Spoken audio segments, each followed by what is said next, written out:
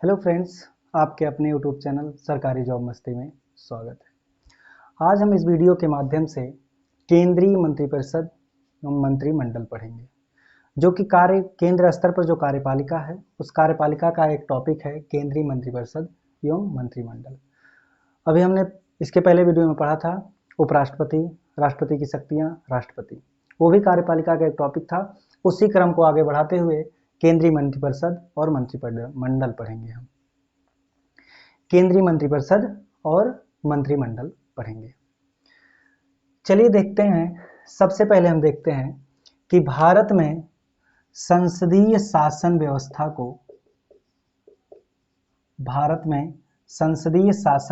को अपनाया गया है। संसदीय शासन व्यवस्था को अपनाया गया है और भी संसदीय शासन व्यवस्था में जो कार्यपालिका के नाम मात्र के हेड होते हैं, वो नाम मात्र के हेड, संसदीय शासन व्यवस्था में जो नाम मात्र के हेड होते हैं वो राष्ट्रपति होते हैं। अब ये राष्ट्रपति नाम मात्र के हेड क्यों होते हैं? चलिए देखते हैं कि राष्ट्रपति नाम मात्र के हेड क्यों माने जाते हैं कार्यपालिका के। तो आप जानते होंगे कि जो संसद में चुने हुए मंत्री होते हैं, चुने गए मंत्री होते हैं, उन मंत्रियों से राष्ट्रपति महोदय अनुच्छेद 74 के तहत एक मंत्री परिषद का चयन करते हैं। राष्ट्रपति महोदय अनुच्छेद 74 के तहत मंत्री परिषद का एक चयन करते हैं और अनुच्छेद 75 में कहा गया है कि जो मंत्री परिषद होगा उस मंत्री परिषद का हेड प्रधानमंत्री होगा। यानी कि राष्ट्रपति महोदय अनुच्छेद 74 के तहत एक मंत्री परिषद का चयन करेंगे और उस मंत्री परिषद का जो हेड होगा वो अनुच्छेद 75 में कहा गया कि प्रधानमंत्री होगा। अब चाहे मंत्री परिषद कहिए या प्रधानमंत्री कहिए, इन्हीं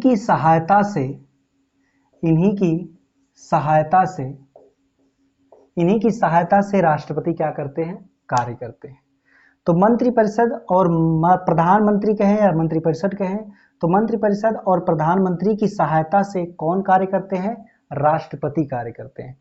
यानी कि इनकी सहायता से ही राष्ट्रपति कार्य करेंगे। चयन तो करते हैं मंत्री परिषद और प्रधानमंत्री का, लेकिन इनकी सहायता से कौन कार्य करते हैं? राष्ट्रपति कार्य करते हैं। इसलिए राष्ट्रपति को नाम मात्र का दर्जा दिया गया है कार्यपालिका में, और वास्तविक जो हेड होते हैं, वास्तविक हेड कौन होते हैं? प्रधानमंत्री होते हैं। क्योंकि मंत्री परिषद का अगर हेड प्रधानमंत्री है तो वास्तविक हेड कौन हो जाएंगे कार्यपालिका के? प्रधानमंत्री होते हैं और इन्हीं की सहायता से राष्ट्रपति कार्य करते हैं। अब चलिए कुछ आगे देखते हैं कि राष्ट्रपति के बारे की कुछ जानकारियां हैं कि इनकी मंत्रियों की नियुक्ति कौन करता है। और अनुच्छेद 75, तो अनुच्छेद 74 और अनुच्छेद 75 पढ़ा कि 74 में एक मंत्रिपरिषद होगा, उस मंत्रिपरिषद का हेड कौन होगा? प्रधानमंत्री, और इनकी सहायता से राष्ट्रपति कार्य करेंगे। इसलिए राष्ट्रपति क्या होते हैं? नाम मात्र के हेड होते हैं और वास्तविक हेड कौन होता है? प्रधानमंत्री होते हैं। अब हम देखेंगे कि मंत्री लोग जो होते हैं, लोकसभा में आते हैं, जो लोकसभा में चुने गए होते हैं, उनकी नियुक्ति कौन करता है? मंत्री लोगों की। तो मंत्री लोगों की नियुक्ति जो करते हैं, वो मंत्री लोगों की नियुक्ति कौन करता है? राष्ट्रपति करते हैं। और राष्ट्रपति किनके कहने पर करते हैं? तो पीएम की सलाह पर ही किसकी नियुक्ति करते हैं? मंत्री लोगों की नियुक्ति करते हैं। जैसे मान लीजिए राजनाथ सिंह हैं। अब इनको कहा गया कि इनको मंत्री का पद दिया जाए। अभी आगे पढ़ेंगे कि मंत्री कितने भागों में बटे हैं। तो राजनाथ सिंह है, अब इस राजनाथ सिंह को क्या कर दिया जाए? पीएम बोलेंगे कि इनको क्या दे दिया जाए? रक्षा मंत्री का पद दे दिया जाए। तो राष्ट्रपति क्या कर देंगे? राजनाथ को रक्षा मंत्रालय सौंप देंगे। यानी कि किसके कहने पर? पीएम की सलाह पर। पीएम ही कहेगा तभी राष्ट्रपति इनको क्या करेंगे? रक्षा मंत्रालय देंगे। तो ऐसे समझ सकते हैं कि राष्ट्रपति का जो सलाहकार होता है, मुख्य सलाहकार, अगर कोई होता है मुख्य सलाहकार, तो मुख्य सलाहकार कौन होता है? पीएम होता है। तो राष्ट्रपति का मुख्य सलाहकार कौन होता है? तो राष्ट्रपति का मुख्य सलाहकार पीएम होता है। अब इसमें नियुक्ति राष्ट्रपति करते हैं, तो शपथ भी कौन दिलाता है? जो मंत्री लोग होंगे उन मंत्रियों की शपथ, तो मंत्री की शपथ भी कौन दिलाता है? राष्ट्रपति महोदय दिलाते हैं। अब मंत्री लोगों का त्याग पत्र, यदि मंत्री लोग त्याग पत्र किसी को सौंपेंगे तो त्याग पत्र भी किसको सौंपेंगे? राष्ट्रपति महोदय को सौंपेंगे। यानी कि यदि कोई मंत्री संवैधानिक उल्लंघन करता है तो ऐसे में उसको क्या बोला जाता है कि आप त्याग पत्र दीजिए या आपको हटाया जा सकता है, पद से हटाया जा सकता है। वो भी किसके कहने पर? पीएम के कहने पर राष्ट्रपति महोदय उसका पद समाप्त कर सकते हैं, उसको हटा सकते हैं, या उसके अनुसार काम नहीं कर सकते हैं तो उसका मंत्रालय भी बदल सकते हैं, किस राष्ट्रपति महोदय, लेकिन किसके कहने पर? पीएम के कहने पर ही। तो त्याग पत्र भी किसको देंगे? राष्ट्रपति महोदय को ही देंगे। अब इनकी योग्यता क्या क्या होती है? हमने अभी तक पढ़ा था कि योग्यता में भारत का नागरिक वोगरिक ये तो पढ़ चुके हैं, लेकिन मंत्री में, वो तो संसद के लिए और चीजों के लिए है, मंत्री में, मंत्री के लिए योग्यता क्या होनी चाहिए? तो मंत्री बनने के लिए लोकसभा या राज्यसभा, जो केंद्र स्तर पर मंत्री के लिए बता रहे हैं, तो केंद्र स्तर पर मंत्री बनने के लिए लोकसभा या राज्यसभा का क्या होना चाहिए? सदस्य होना चाहिए। चाहे जीते हुए सदस्य हो या हारे हुए सदस्य, कोई भी हो, तो लोकसभा या राज्यसभा दोनों में से कोई भी सदस्य, या लोकसभा का होगा तो राज्यसभा का नहीं। आप जानते होंगे कि एक व्यक्ति एक ही जगह का सदस्य हो सकता है, चाहे लोकसभा का या राज्यसभा का। तो वो लोकसभा और राज्यसभा का सदस्य होगा तो उसको मंत्री का पद दिया जा सकता है। कभी कभी क्या होता है, जीते हुए लोगों को मंत्री का पद दिया जाता है, लेकिन कभी कभी ये होता है कि कुछ ऐसे नेता होते हैं जो मंत्री बनने के लायक होते हैं, लेकिन अगर वो किसी क्षेत्र से चुनाव लड़ रहे हैं और वो चुनाव हार गए लोकसभा का, तो ऐसे में क्या किया जाता है? उनको मंत्री तो बना दिया जाता है, उनको मंत्री बना दिया जाता है, लेकिन 6 माह के अंदर उनको लोकसभा या राज्यसभा का सदस्य बनना पड़ता है। लोकसभा या राज्यसभा का सदस्य बनना पड़ता है। ऐसे में लोग क्या करते हैं? लोकसभा पे नहीं, ज्यादातर कहाँ पे जाते हैं? राज्यसभा का सदस्य वो लोग बन जाते हैं। ठीक है, तो 6 माह के अंदर राज्यसभा का सदस्य बन जाते हैं। तो हमने पढ़ा योग्यता में ये कि लोकसभा या राज्यसभा का सदस्य होना चाहिए। यदि सदस्य नहीं भी है तो भी मंत्री बना दिया जाता है, लेकिन क्या होना चाहिए? 6 माह के अंदर उसको क्या करना पड़ता है? 6 माह के अंदर चुनाव जीतकर या 6 माह के अंदर लोकसभा या राज्यसभा का सदस्य बनना पड़ता है। अब देखेंगे कि राज्यसभा में, अब ये जो होते हैं मंत्री लोग, वो मंत्री लोग किस उत्तरदायित्व क्या होता है? तो मंत्री लोगों का जो उत्तरदायित्व होता है वो उत्तरदायित्व किसके प्रति होता है? लोकसभा के प्रति होता है। किसके प्रति होता है? लोकसभा के प्रति। ये भी प्रश्न पूछता है कि मंत्री लोगों का लोक उत्तरदायित्व किसके से होता है? तो लोकसभा के समक्ष। लोकसभा के समक्ष क्यों होता है? क्योंकि लोकसभा को क्या माना जाता है? लोकप्रिय सदन माना जाता है। लोकप्रिय सदन क्यों माना जाता है?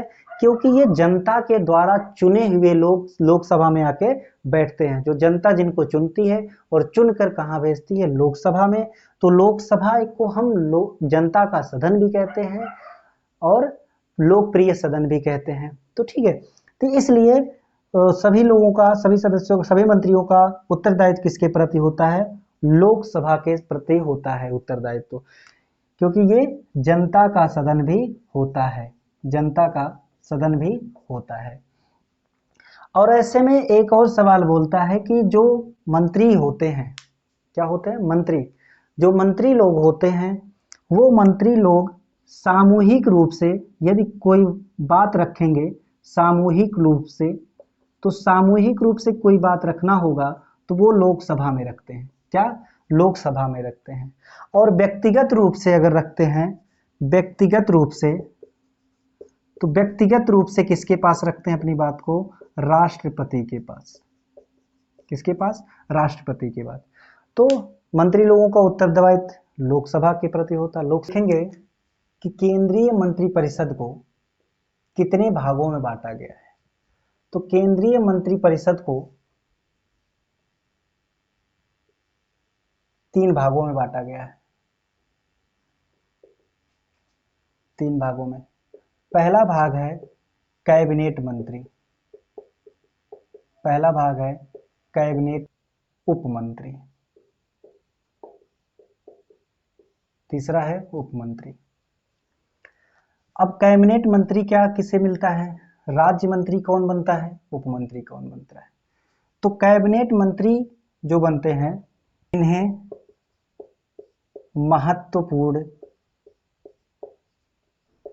महत्वपूर्ण मंत्रालय सौंपा जाता है, जिन्हें महत्वपूर्ण मंत्रालय सौंपा जाता है। जैसे में क्या? गृह मंत्री, गृह मंत्रालय, रक्षा मंत्रालय, विदेश मंत्रालय, वित्त मंत्रालय, रेल मंत्रालय। तो ये सब के मंत्रालय में जो होते हैं वो कैबिनेट मंत्री के अंतर्गत आते हैं। आदि और भी होते हैं आदि। तो ऐसे में कौन होते हैं जिन्हें महत्वपूर्ण मंत्रालय सौंपा जाता है मंत्रियों को? तो कौन कौन सा? गृह, रक्षा, विदेश, वित्त, रेल आदि। तो ये सब क्या होते हैं? महत्वपूर्ण मंत्रालय होते हैं। तो ऐसे मंत्रियों को हम क्या कहते हैं? कैबिनेट मंत्री कहते हैं। अब कैबिनेट मंत्री के बाद राज्य मंत्री। राज्य मंत्री को 2 भागों में बांटा गया है। पहला भाग बांटा गया है कि कुछ मंत्री को बनाया जाएगा, वो किसके सहायक होंगे? कैबिनेट मंत्री के सहायता करेंगे। यानी कि कुछ मंत्री को कैबिनेट मंत्री की सहायता के लिए चुना जाता है। यानी कि ये लोग क्या करेंगे? जो कैबिनेट मंत्री हैं इन मंत्री लोगों की क्या करेंगे? सहायता करेंगे। और कुछ मंत्री होते हैं स्वतंत्र प्रभार मंत्री, स्वतंत्र प्रभार मंत्री। तो इसमें क्या होते हैं? कैबिनेट मंत्रालय में जो महत्वपूर्ण मंत्रालय होते हैं वो कैबिनेट में रखा जाता है। अब कैबिनेट मंत्रालय के अंतर्गत ये सब होते हैं गृह, रक्षा, विदेश, वित्त और रेल आदि। और राज्य मंत्री को 2 भागों में बांटा गया है। कैबिनेट मंत्री कुछ कैबिनेट मंत्री की सहायता करेंगे और कुछ स्वतंत्र प्रभार, इनको भी कुछ ना कुछ मंत्रालय दिया जाता है। वो क्या दिया जाता है? कई सारे होते हैं, जो बचे हुए मंत्रालय होते हैं उनको दे दिए जाते हैं। और बचे हुए मंत्रालय जो होते हैं वो प्रशासनिक कार्य करते हैं, प्रशासनिक कार्य करते हैं।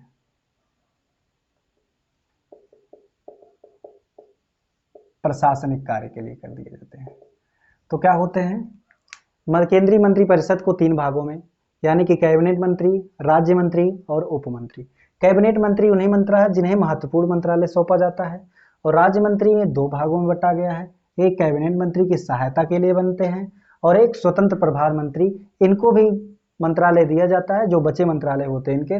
और बचे जो मंत्रालय होते हैं वो प्रशासनिक कार्य को संभालते हैं। सकते हैं कि इसका जो मंत्रिपरिषद होता है वो कैसे होता है? मंत्रिपरिषद मतलब सबसे पहले एक पीएम होंगे, पीएम के बाद आपका एक कैबिनेट मंत्री होगा,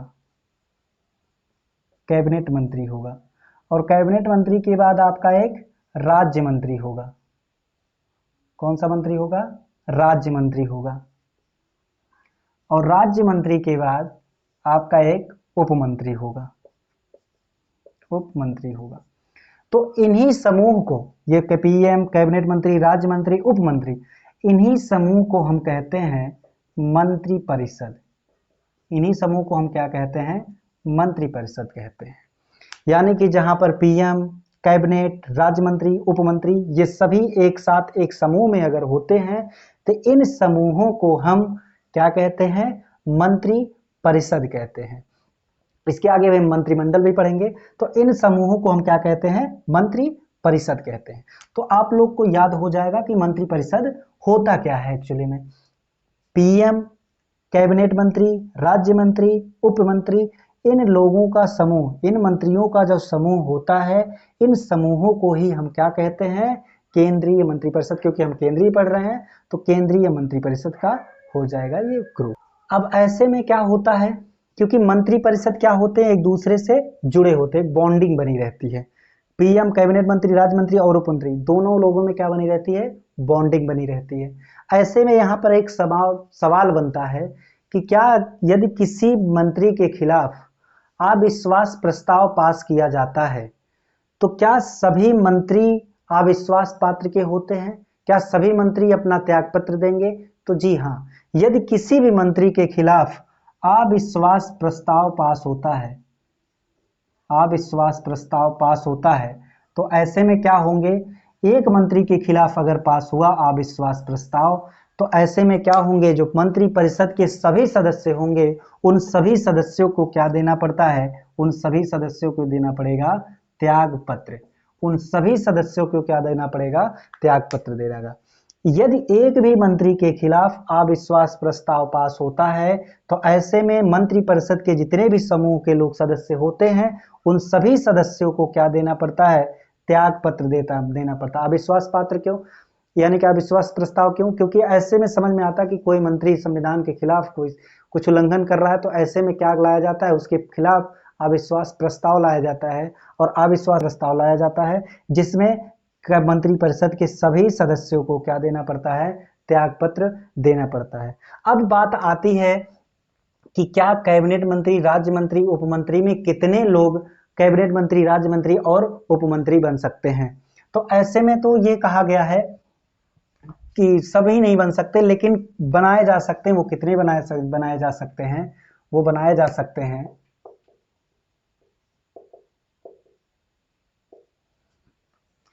प्रधानमंत्री अपनी सहायता के लिए बहुत सारे मंत्री को बनाता है, लेकिन 91वें संविधान संशोधन में 91वें संविधान संशोधन 2003 में ये पास हुआ कि लोकसभा के 15% लोग ही क्या बन सकते हैं, मंत्री बन सकते हैं।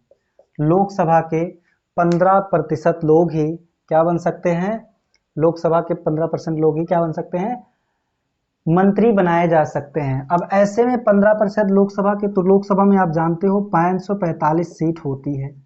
अब उन 545 सीटों का 15% लोग को ही मंत्री बनाया जा सकता है। ये बाद में प्रस्ताव आया था, 91वें संविधान संशोधन 2003 में लाया गया था। अब हम देखेंगे कार्य कि मंत्रियों का जो कार्य होता है वो क्या क्या होता है।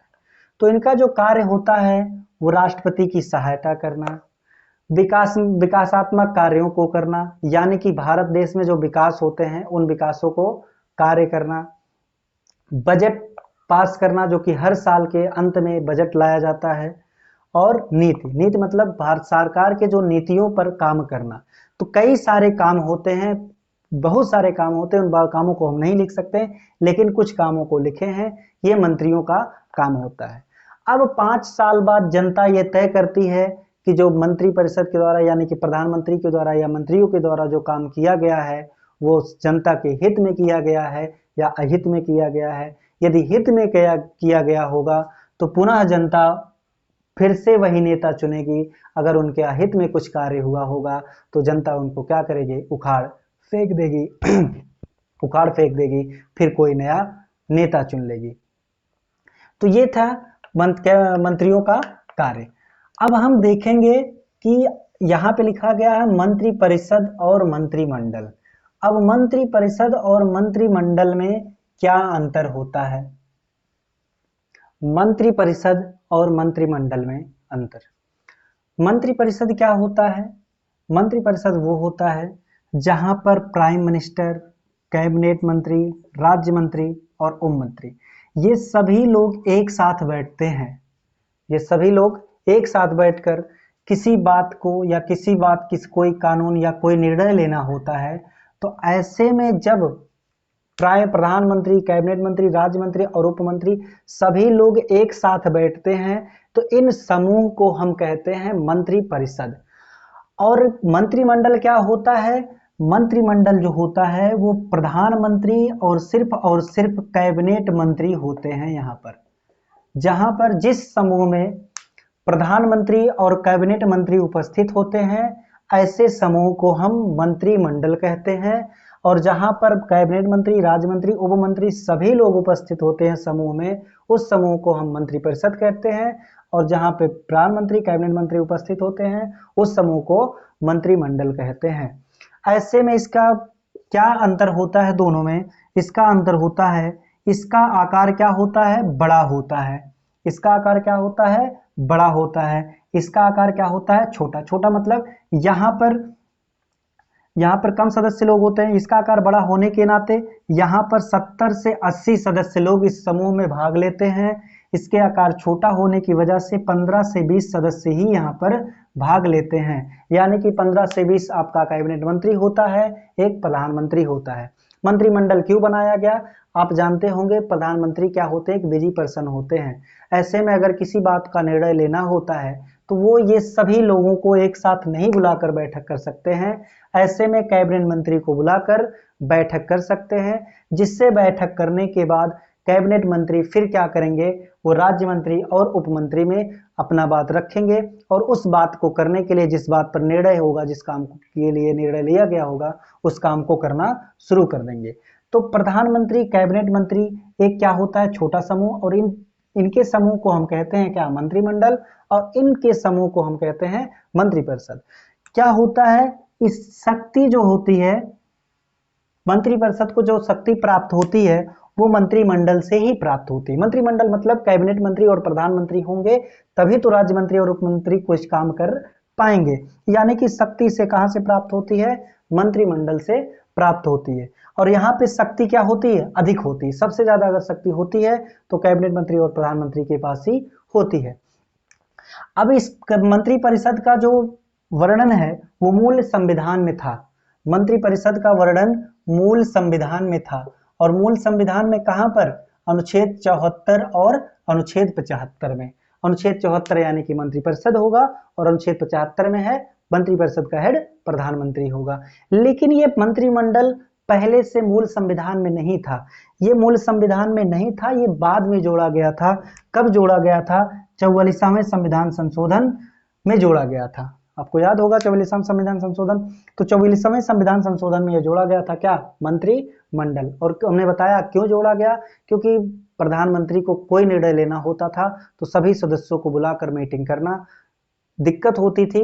ऐसे में एक मंत्रिमंडल बना दिया गया जिसमें 15 से 20 सदस्य होते हैं, आराम से आकर के मीटिंग हो जाती है, किसी बात का निर्णय हो जाता है। तो ऐसे में क्या हो जाता है? इनका बैठक हो जाता है, जिससे किसी काम का निर्णय आसानी से ले लिया जाता है। तो आपको समझ में आ गया होगा मंत्रिपरिषद और मंत्रिमंडल क्या है। तो मंत्रिपरिषद यानी कि जहां पर प्रधानमंत्री, कैबिनेट मंत्री, राज्य मंत्री और उप मंत्री इन सभी का समूह होता है, तो इन सभी समूहों को मंत्रिपरिषद कहते हैं। और कैबिनेट मंत्री और प्रधानमंत्री की उपस्थिति जिस समूह में होती है उस समूह को हम कहते हैं मंत्रिमंडल। तो आज का ये टॉपिक केंद्रीय मंत्रिपरिषद और मंत्रिमंडल समाप्त हुआ। और इस वीडियो को अच्छे से पढ़ना। इस वीडियो के बाद हम पढ़ रहे होंगे प्रधानमंत्री, क्योंकि हमने राष्ट्रपति की शक्तियां, उपराष्ट्रपति ये पढ़ चुका, हमने आज ये पढ़ा केंद्रीय मंत्रिपरिषद और मंत्रिमंडल। तो अगर ये वीडियो आप लोग को पसंद आई हो तो वीडियो को लाइक करें, शेयर करें, सब्सक्राइब करें।